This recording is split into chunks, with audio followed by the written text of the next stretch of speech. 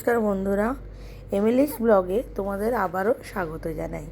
তোমরা সব কেমন আছো? চলো আজকে গরমের সময় একটা সোজা সাপটা চিকেন রান্না করে দেখাই তোমাদের। আমাদের হয়েছিল, সেটাই তোমাদের সাথে শেয়ার করছি। গন্ধরাজ চিকেন। এখানে দেখো, আমাদের ওই 700-র মতন চিকেন এনেছিল।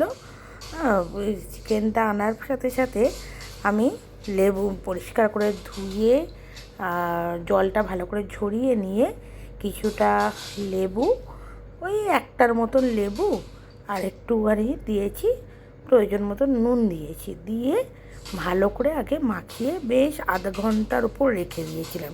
আমি চিকেন রান্না করলে বন্ধুরা এরমভাবেই করি।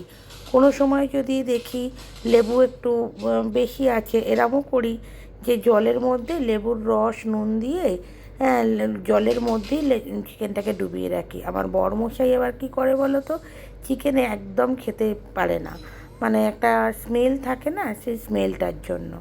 তো এটাকে যখন আমি মাখিয়ে রেখে দিই না, চিকেনের একটা কেমন জলটা বেরিয়ে যায়।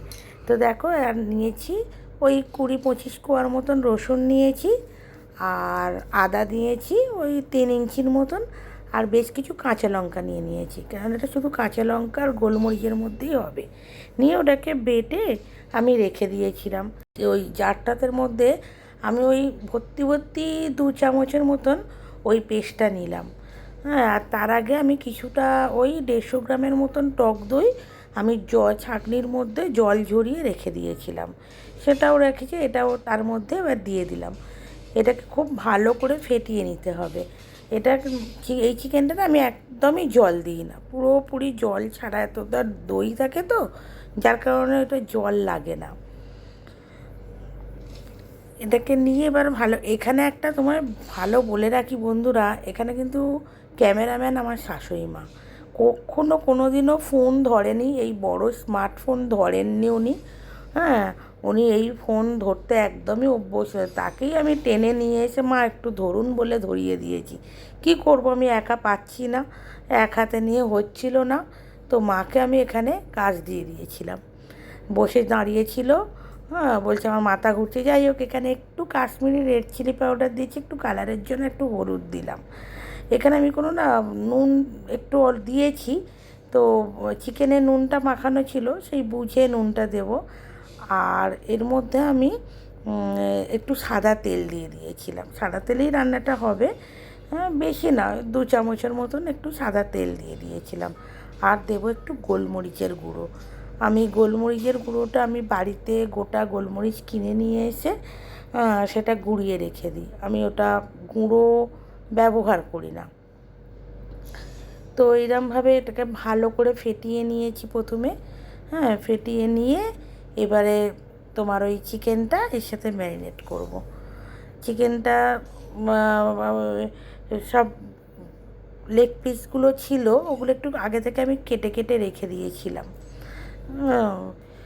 ওইটার যার জন্য কি হয় তোমার, ভালো করে গ্রেভি বেশ এই মশলাগুলো ঢোকে আর কি। হ্যাঁ, দেখো এখানে গোলমরিচের গুঁড়ো, আমি ঝালটা না আন্দাজ করে করে দিচ্ছিলাম। আমার না একটু ঝাল হয়ে গিয়েছিল। এটা তো খুব একটা বেশি ঝাল হয় না, আমাদের বাড়িতে ঝালটা একটু কম খায়। একটু সামান্য কেন সবটাই টক ভাবটা পড়ছে, সেই কারণে আমি একটু কাঁচা লঙ্কাগুলো বুঝতে পারিনি দিয়েছিলাম, আমার একটু ঝাল হয়েছিল। তো তোমরা তোমাদের মতন বুঝে দিও। দেখো, এবার আমি চিকেনগুলো ওর মধ্যে দেব। আর চিকেনগুলো তুলে নেওয়ার পর দেখবে একটা জল চিকেন থেকে বেরিয়েছে, সেই জলটা পুরো চেপে চেপে আমি এর মধ্যে দিয়েছি। আর শাশুড়ি মা কন্টিনিউ বলে যাচ্ছে, কী সব করছে, দইয়ের মধ্যে আবার মাংস দেয়, এইসব নানান কথা। কারণ আমার শাশুড়ি মা মাংস খায় না, কোনো মাংসে কখনোই কোনো টেস্ট করেননি। তো যাই হোক, সে তো এসব দেখে অবাক। হ্যাঁ, সে সমানে আমি যখন রান্না করি মা তো সামনে থাকে না, তো এই ক্যামেরা ধরার জন্য মা সামনে ধরেছে ক্যামেরাটা। তো মা কন্টিনিউ বলে যাচ্ছে এখানে। হ্যাঁ, এখানে সাউন্ডটা অফ করা আছে বলে তোমরা শুনতে পাচ্ছ না। ভাবলাম চামচ দিয়ে মাখালে হয়ে যাবে, তারপর হাতটা ঠিক লাগাতেই হলো। যাই হোক, এবার এখানে চিকেনগুলোকে ভালো করে ম্যাসাজ করে এটাকে আমি চাপা দিয়ে সাইড করে আমি একটু রেখে দেবো। এটা প্রায় রেখেছিলাম আমি 1 ঘন্টার মতন রাখতেই লাগে। এটা যতক্ষণ রাখা যায় বেশ ভালোই হয়। রান্নাটা হতে বেশি সময় লাগে না, কিন্তু রাখলে এটা ভালো লাগে। হ্যাঁ, যদি মনে হয় বেশি রাখবো তো ফ্রিজে ঢুকিয়ে দেওয়া যায়। তো হ্যাঁ, দিয়েছিলাম গন্ধরাজ লেবুর যে ওপরের জিসটা সবুজ রঙের, যে এটা সাদাটা দিলে কিন্তু তেতো হয়ে যাবে। হালকা করে ওপর দিয়ে ঘষে ঘষে ওইটা দিয়েছিলাম। বড়মশাই যখন বাজারে গিয়ে আমাকে ফোন করলো যে গন্ধরাজ লেবু পেয়েছি, নেব একটু? আমি অবশ্যই নাও, এই গরমে তোমাদের আমি গন্ধরাজ চিকেন করে খাওয়াবো। হ্যাঁ, আর পারলে ওই লেবুওয়ালার থেকে পাতা নাও। বলছি হ্যাঁ হ্যাঁ, পাতাও তো এনেছে, অনেকেই হয়তো করে, তো দাদা দেখলাম পাতাও এনেছে। হ্যাঁ হ্যাঁ, 2-4টে পাতাও তুমি ওনার থেকে নিয়ে এসো। হ্যাঁ, বর বলছে যে পাতা দিয়ে আবার কি করবে, লেবু পাতা দিয়ে আবার কোনো রান্না হয় নাকি? আর তুমি নিয়ে তো এসো, দেখোই না।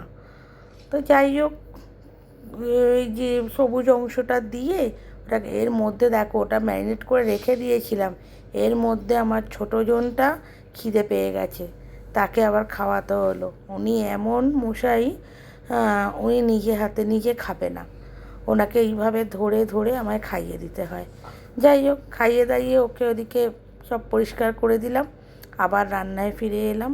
এখানে গরম মশলা নিয়েছিলাম, ছোটো এলাচ ওই 7-8টার মতন ছোটো এলাচ, লবঙ্গ, এক টুকরো দারচিনি আর কিছু গোলমরিচ। এখানে দেখো সাদা তেলের দিয়ে কড়াইয়ে বসিয়ে আগে সাদা তেল অল্প ওই 4 চামচের মতন দিয়ে আমি গরম করে নিয়েছিলাম। নিয়ে এইটা সিমে করে গরম মশলাগুলো আস্তে আস্তে ভেজে নিয়েছিলাম। গোলমরিচ তো দিয়েইছি, তোমাদেরকে বললাম। তো এটা দেখো ফাটছে, এলাচটা কিন্তু সবসময় ফাটিয়ে দাও, আমিও ফাটিয়েই দিয়েছিলাম, কিন্তু লবঙ্গগুলো না খুব আমার ফাটছিল। হ্যাঁ, এটা যখন দেখলাম যে একটা বেশ ভালো গন্ধ উঠে গেছে, তখন ওই 4টের মতন মাঝারি সাইজের পেঁয়াজ স্লাইস করে কাটা ছিল, সেই পেঁয়াজগুলো আমি দিয়ে দিলাম। দিয়ে বেশ ভালো করে এটাকে ভাজলাম। হ্যাঁ, খুব বেরেস্তা টাইপের ভাজিনি, মাঝারি গোলাপি গোলাপি দেখো এরমভাবে ভেজেছি। ভেজে এর মধ্যে এখন আমি কিন্তু নুন টুন কিছুই দিইনি। হ্যাঁ, একদম সুন্দর করে ভেজে নিয়েছিলাম। নিয়ে এবার হচ্ছে তোমার যে আদা রসুন পেস্টটা করেছিলাম, কাঁচা লঙ্কা একসাথে, চিকেনে হাফ মাখিয়েছিলাম, আর আর বাকি আবার হাফ যেটা ছিল আর কি, সেইটা এইখানে আমি পেঁয়াজের সাথে দিয়ে ভালো করে কষাবো। এখানে খুব সুন্দর করে যাতে মশলার গন্ধটা না থাকে সেই মতন আমি খুব ভালো করে কষিয়ে নিয়েছি। আর কষাতে গিয়ে আমি একটু কিন্তু মিক্সি ধোয়া জল দিয়েও কষিয়েছি, নাহলে তোমার মশলাটা লেগে যাবে, সেই কারণে মাঝারি গ্যাসে আমি এটা ভালো করে কষাচ্ছিলাম। হ্যাঁ, এটা আর আমি কিন্তু একটা তোমাদের সাথে শেয়ার করছি, আমি জানি না তোমরাও হয়তো অনেকে ব্যবহার করো, আমি রান্নায় না কখনো ঠান্ডা জল ব্যবহার করি না। আমি আমার মাকেও দেখেছি, আমার মাও সব সময় গরম জল ব্যবহার করতো। আমার মা, এখন আমি ইন্ডাকশানে জল গরম করে নিই, পাশে বা অন্য ওভেনে গরম করে নিলাম। আমার মা কিরম চালাকি করতো জানো, আমার মা গ্যাসের এক সাইডে ভাত বসিয়ে দিত, তো এবার ভাতের হাঁড়ির মুখের ওপর কোনো কাশি টাশি করে জল দিয়ে দিত, ভাতটাও চাপা হয়ে ভাতটাও হতো, আর এদিকে তোমার জলটাও গরম হয়ে যেত, গ্যাসটাও অনেকটা সেভ হতো আর কি। আমার মা এইভাবে গুছিয়ে সুন্দর করে করতো, তো সেখান থেকেই শিখেছি মায়ের থেকে। তো এইটা দেখো আমি জল দিয়ে কষিয়ে নিয়েছি। এখানে দেখো আমার পুরো একদম তেল ছেড়ে গেছে, আর কোনো রকম কোনো মশলার গন্ধ ছিল না, সুন্দর করে কষানো হয়ে গেছিলো। আমি না নুনের আন্দাজটা ঠিক মতন বুঝতে পারি না, 2বার ধরে নুন দিয়েছি বলে পেঁয়াজে আমি নুন দিইনি। তোমরা যারা বুঝতে পারবে তোমরা তোমাদের মতন দিয়ে দিও। হ্যাঁ, আর এখানে চিকেনের গ্রেভিগুলো মুছে মুছে মানে একদম শুধু চিকেনগুলোই আমি তুলে দিচ্ছিলাম। দিয়ে এবার গ্যাসটা পুরো, যেহেতু দই দেওয়া আছে, গ্যাসটা সিমে করে রেখে দিয়েছি, নাহলে দইটা সে কেটে যায়, তোমরা সবাই জানো। তো যাই হোক, এইভাবে আমি চিকেনগুলোকে সব তুলে একদম গ্যাস সিমে করে আগে প্রথমে চিকেনগুলোকে একটু ওই 5 মিনিটের মতন নেড়ে দিয়েছি। যখন এইসব চিকেনগুলোকে দেখো আস্তে আস্তে করে তুলছি, হ্যাঁ, দিয়ে নাড়িয়েছি করে। আর ওদিকে আমার ছোটো জনের তো গরমের মধ্যেই আমার কাছেই বসে আছে। ও যেখানে আমি থাকবো ওই বসে থাকবে। হ্যাঁ, যতবার বলছি যা ঘরে মাম্মাম আছে, মানে আমার শাশুড়িকে বলে মাম্মাম, হ্যাঁ, সব মাম্মামের কাছে গিয়ে শুতে যা, না, ও সেই আমার পায়ের কাছেই চুপ করে বসে থাকবে। ওই যতক্ষণ আমি রান্না করি গরমের মধ্যে আমার সাথে সাথে থাকে, আমি যতক্ষণ না ওই সাইডে যাব। দিয়ে এবার দেখো চিকেনটাকে এরমভাবে আস্তে আস্তে করে নাড়িয়ে নিয়েছি। এখানে না আমার হাত লেগে না ভীষণ ওই লাইটটা ব্রাইট হয়ে গিয়েছিলো, ব্রাইটনেসটা বেড়ে গিয়েছিলো। বুঝতেই পারছো আমি তো নতুন, অত বুঝি না, ঠিকঠাকভাবে করতে পারছিলাম না। দিয়ে দেখো এবারে গ্রেভিটা আমি কিন্তু দিইনি, রেখে দিয়েছিলাম। হ্যাঁ, চিকেনের যখন একটু ফুট ধরেছে 5 মিনিটের মতন পর, এবার তখন ওই আস্তে আস্তে করে আমি গ্রেভিটা দিয়ে আর একদম সিমে করে চাপা দিয়ে দিয়েছিলাম, আর কিচ্ছু আমার লাগেনি। হ্যাঁ, দেখো এখানে আস্তে আস্তে ওই দেখো ফুটটা শুরু করেছে, আর গ্যাসটা কিন্তু আমি সিমেই রেখে দিয়েছি। দিয়ে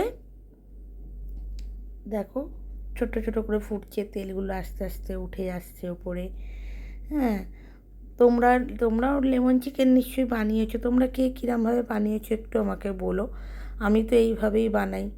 হ্যাঁ, আবার আমি আমার এক বন্ধুর মুখে শুনছিলাম, হ্যাঁ, সে নাকি চিকেনটা ম্যারিনেট করে না, আগে পুরো একদম কড়াইয়ের মধ্যেই সব মশলা দেয় এরকম। তারটাও জানি না কেমন, এটা ঢেকে দিলাম, পুরো ঢেকে দিয়ে সিমে করে একদম রেখে দিয়েছিলাম। এবার মাঝে মাঝে খালি ঢাকনাটা খুলে আমি একটু একটু নাড়িয়ে দিচ্ছিলাম। তো এইখানে আমি একটু চিনি দিয়ে দিয়েছি, কেননা টক সবেতেই যেন আছে টকটা, টক দই আছে, লেবু মাখানো ছিল, হ্যাঁ, সেই জন্য একটু মিষ্টিটা লাগবে এখানে।